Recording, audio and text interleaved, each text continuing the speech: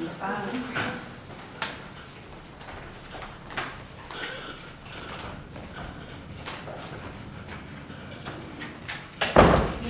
cas de surprise. S'il vous plaît, veuillez éteindre le son de vos appareils électroniques. Désirez-vous que j'effectue la lecture des conseils en anglais ou en français?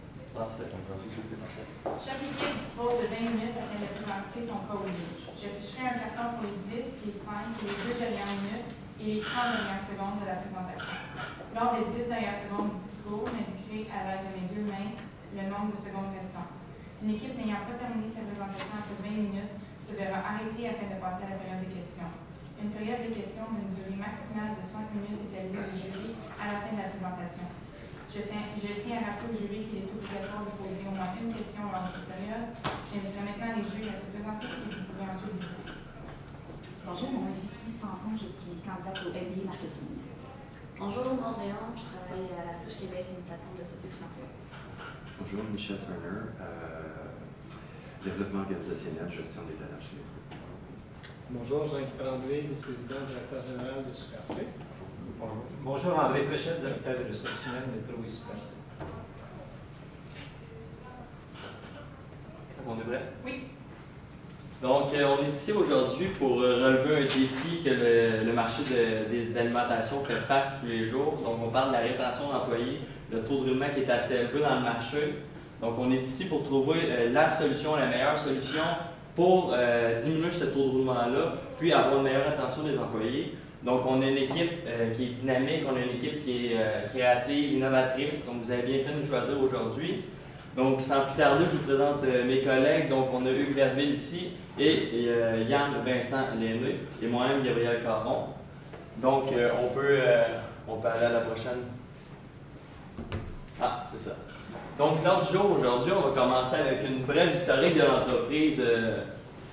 C'est une brève historique de l'entreprise. Donc, par où que Super C a commencé, puis où elle est aujourd'hui. Ensuite, on va enchaîner avec la situation actuelle de l'entreprise, donc pour savoir là, où vous êtes présentement et où on veut aller. Un diagnostic, on va vous présenter les forces, les défis à relever, les opportunités pour votre entreprise, puis les menaces. Ensuite, les stratégies, donc 4 stratégies qui vont faire en sorte qu'il va y avoir une meilleure rétention de vos employés chez Super C. Un retour sur investissement, donc qu'est-ce que ça va donner à court, moyen, long terme. Le budget, comme que vous nous aviez donné de 20 000 $. Puis l'échéancier sur 12 mois qu'on ne veut pas dépasser, donc 12 mois pour intégrer nos stratégies. Donc, pour commencer, on a eu la création du Super Carnaval en 1983. Donc, avant Super C, c'était Super Carnaval, vous savez bien. L'acquisition par Métro Richelieu ensuite. C'est Métro Richelieu avec tous ces plusieurs banners, incluant Super C. On a renommé Super C en 1991, donc 4 ans plus tard, puis c'est là qu'on a décidé de prendre la position d'escompteur. Donc, notre force, c'est de battre la compétition avec nos prix. La croissance importante à partir de 1993, donc là, c'est à ce moment-là que Super C prend de l'ampleur, puis on est aujourd'hui vous êtes aujourd'hui avec 89 établissements partout au Québec, et bientôt 90 en 2016.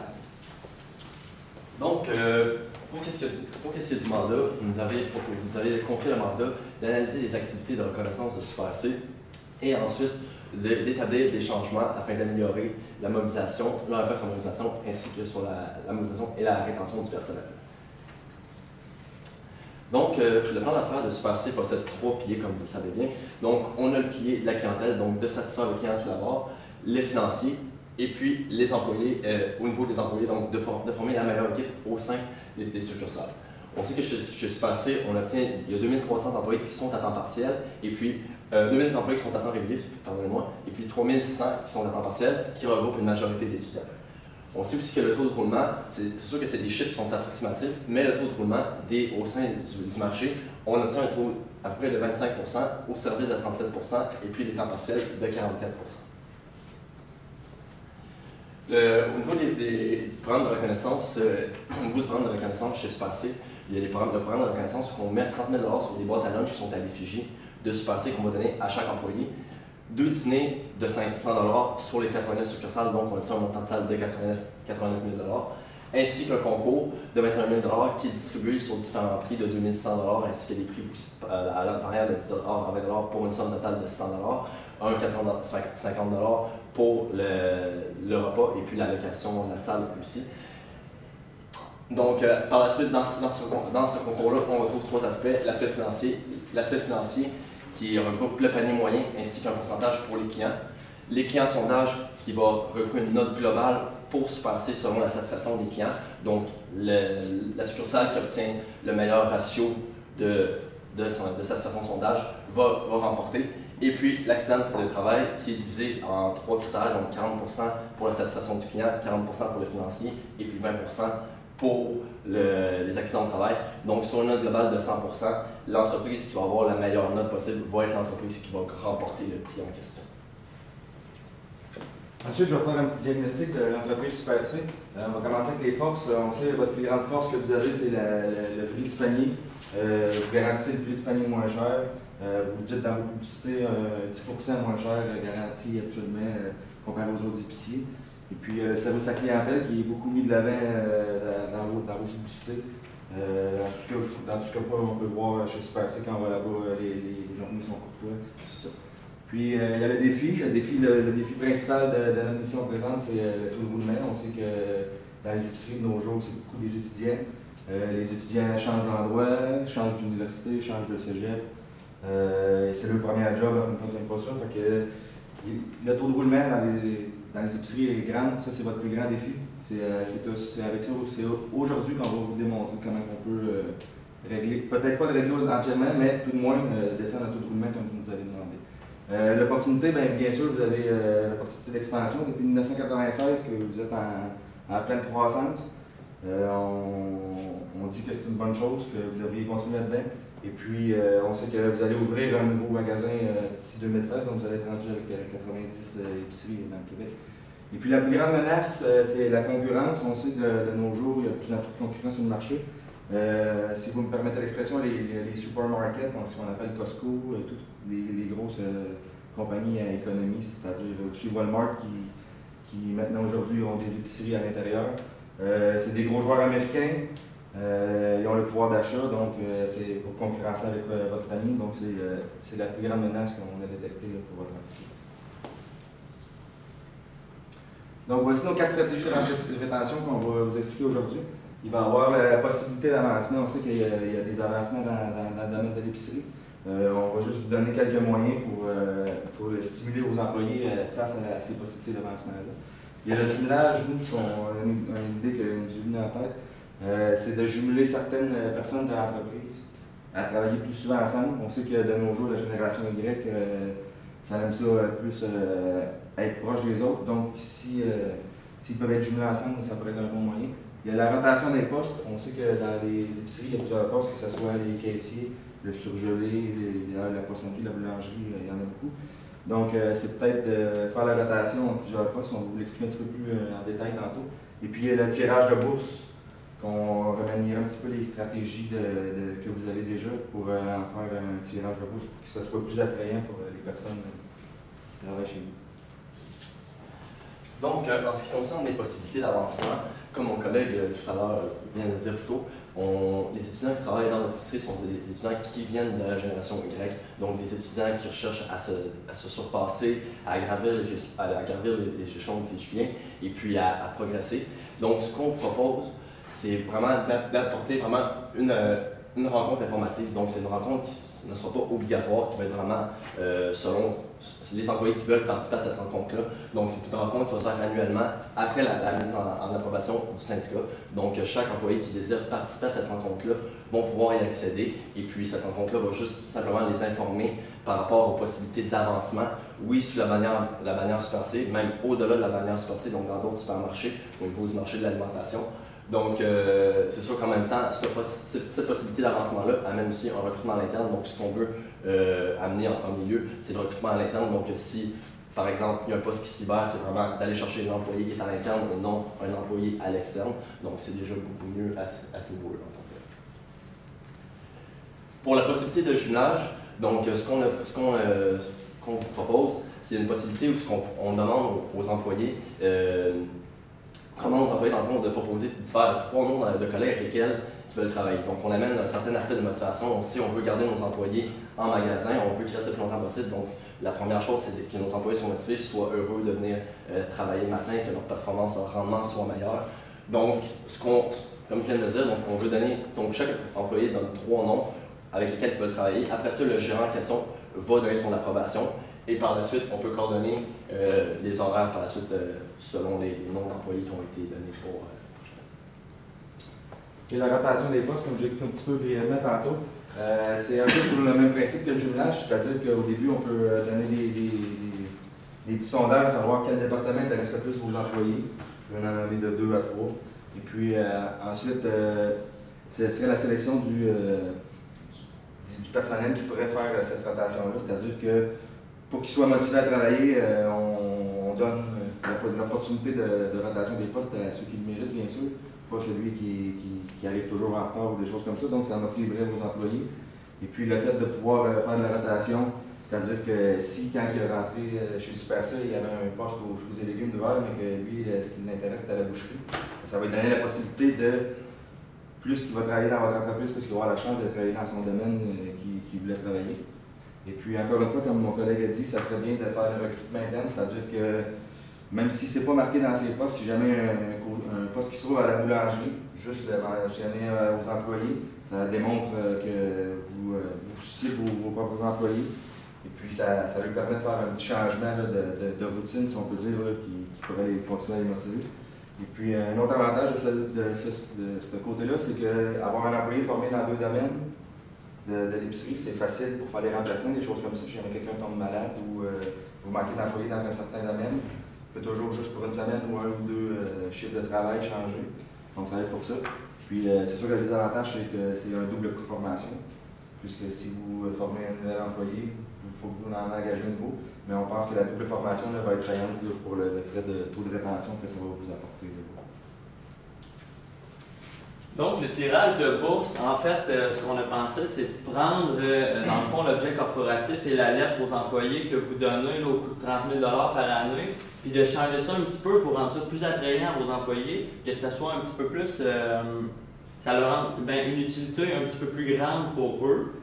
Donc, l'objet corporatif et les lettres, donc, comme je disais, justement, ça suscite moins d'intérêt envers vos employés. C'est peut-être quelque chose qui vont leur être moins utile une fois qu'ils vont l'avoir. Oui, c'est une super belle attention, puis c'est une bonne chose de le faire.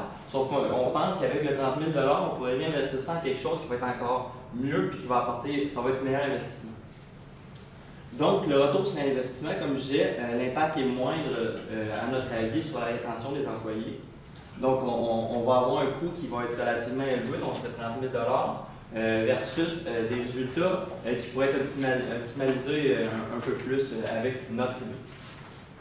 Donc, on réinvestirait dans le fond cet argent-là, le 30 000 en faisant un tirage de bourse qui va se dérouler là, dans chaque magasin, comme que je vais vous expliquer à l'autre ensuite. Et puis, on garderait aussi la lettre aux employés qu'on trouvait que c'était une super bonne idée, puis que ça avait des coûts moindres. Donc, les bourses, on ferait un tirage de bourse de 300 par magasin. Donc, il y a une bourse de 300 qui se fait tirer dans chaque magasin. Puis, 3 bourses de 1 000 qui vont se faire pour n'importe quel employé dans vos 89 établissements. Donc, ça, on croit que. Puis, ça va se faire à l'approche de Noël, là, au même moment que l'objet corporatif, puis la lettre que vous envoyez auparavant. Donc, les impacts, ça va susciter l'intérêt de tous. Donc, pour chacun, pour tout le monde dans la vie, une bourse d'argent, c'est tout le temps utile. Pour des étudiants surtout, que souvent n'ont pas nécessairement des moyens financiers élevés, on pense que même si c'est pas tout le monde qui va avoir un petit cadeau, on pense que juste avoir la chance d'aller gagner quelque chose qui va apporter beaucoup plus, que ça va vraiment aider, ça va susciter l'intérêt beaucoup plus à vos employés. Donc on ne peut pas dire que ça va améliorer la rétention de beaucoup, mais on pense qu'avec ça, ça serait vraiment un meilleur investissement que vous feriez, puis que ça vous apporterait beaucoup plus de résultats. Donc, il y a le budget que vous nous avez donné. Vous avez donné un 20 000 on est allé chercher le 30 000 pour les objets corporatifs, ce qui donne un 60 ce qui équivaut exactement à 30 000 pour le tirage de bourse.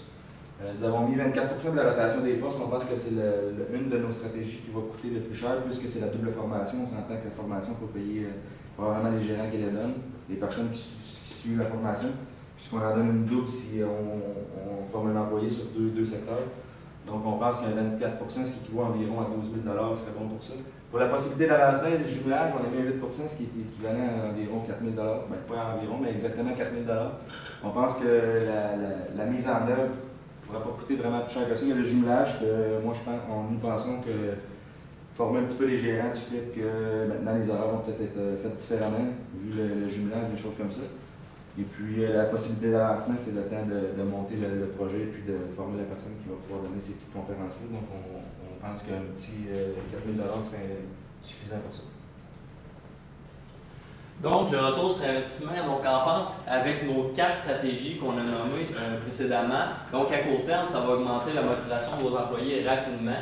Aussitôt que ça va être incrusté dans votre système, puis vous allez pouvoir réussir à adopter ces stratégies-là, ça va augmenter tout de suite la motivation de vos employés, puis la satisfaction. Donc, vous allez avoir des employés qui vont rentrer au travail, qui vont être plus stimulés par leur emploi. Ouais, exactement. À moyen terme, on va améliorer l'esprit d'équipe, puis on va obtenir un moyen rendement avec des employés qui sont contents de travailler avec les autres, puis qui ont des affinités avec leurs collègues de travail. Là, on va vraiment venir améliorer un rendement, puis on va avoir des meilleures équipes de travail. À long terme, notre objectif du tout début, on va diminuer le taux de roulement. Donc là, on va avoir une meilleure rétention des employés, des employés qui vont être plus expérimentés, qui vont pouvoir offrir encore une fois un meilleur service à l'emploi. Par la suite, pour l'échéancier, comme vous pouvez voir, étant donné que le programme va se dérouler sur 12 mois, donc on a vraiment nos 4 stratégies qui sont mises en place. La première, qu'on vient de mentionner plus tôt, était la possibilité d'avancement. Sur le 1 à 3 mois, ce qu'on considère, c'est que le 1 à 3 mois va vraiment servir à préparer le programme, donc à mettre en place les réunions, à penser au sujet qu'on pourrait parler aux employés durant les réunions. On est vraiment aussi préparer les feuilles par la suite, donc après ça, ensuite de 3 à 6 mois, de les afficher et puis que les employés puissent aller s'inscrire et donner leur nom pour participer à cette réunion-là en question. La deuxième stratégie, donc, c'est le jumelage, c'est un peu au niveau du premier mois à 3 mois, c'est un peu le même processus que la possibilité d'avancement. Donc, c'est là, après ça, que les gérants peuvent se rendre sur le terrain et puis demander aux employés les trois noms des employés avec lesquels ils veulent travailler.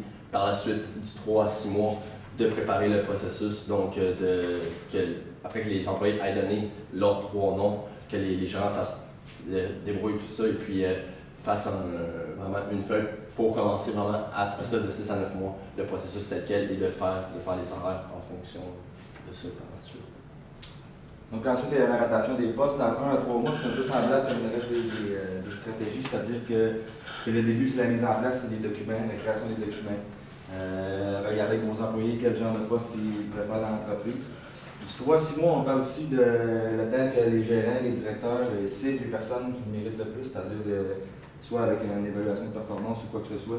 C'est de voir les personnes qui méritent le plus, que vous savez qui vont être rentables aussi dans d'autres domaines ou dans d'autres secteurs. Donc, le 6 à 9 mois, on parle là encore d'une partie de sélection et puis une partie qui commence avec la formation de ces employés-là, les remplacer dans le domaine s'ils s'en vont dans un autre domaine.